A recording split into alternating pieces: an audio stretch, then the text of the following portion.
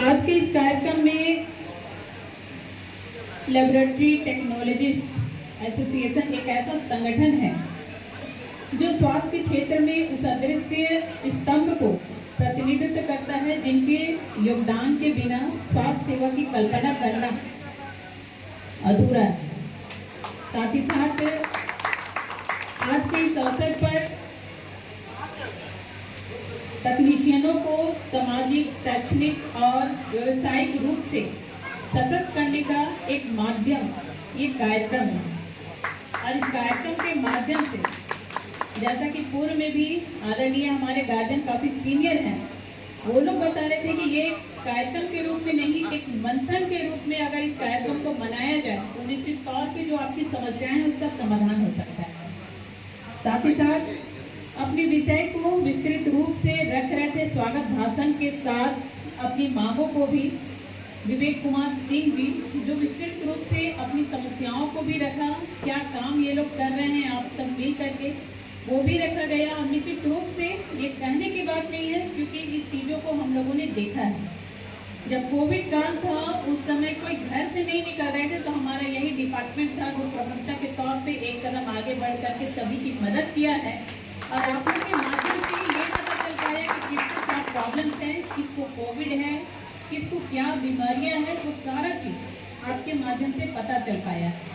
साथ ही साथ हम लोग चाहेंगे कि आपकी जो मांगे हैं उन मांगों पर पूरी विस्तृत रूप से मैं आपके माध्यम से सरकार तक, माननीय मंत्री डॉक्टर इरफान अंसारी जी तक इन बातों को मैं रखूंगी और चाहूँगी कि प्रतिनिधिमंडल आपका हमारे साथ रहे ताकि माननीय मंत्री जी को हम लोग आपकी समस्याओं से अवगत करा सके। और मैं आपको विश्वास दिलाती हूँ हमारी सरकार माननीय मुख्यमंत्री हेमंत सोरेन जी के नेतृत्व में ये सरकार चल रही है। आदिवासियों, मूलवासियों की सरकार चल रही है, माननीय मंत्री डॉक्टर इरफान अंसारी जी के नेतृत्व में चल रही है और हमारी सरकार कटिबद्ध है। आपको जो भी परेशानियां हैं उसके निदान हेतु हम ये विश्वास दिलाते हैं जरूर इसका समाधान होगा।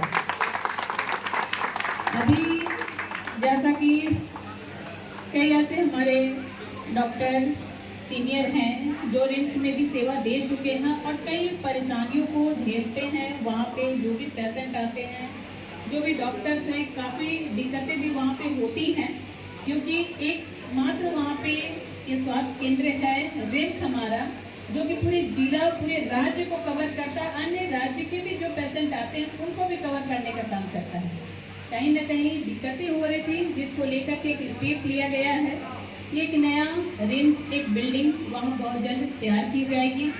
साथ ही साथ आपने भी देखा है कि कैंसर पीड़ित जो हैं उनके ट्रीटमेंट में काफ़ी दिक्कतें हो रही थी, प्राइवेट तौर पे कराया जा रहा था, लेकिन अब सरकार ने कैंसर डिपार्टमेंट भी बनाया है जहाँ पर रिम्स के जब बगल में है वहाँ पे भी इलाज किस स्टार्ट हो गया है।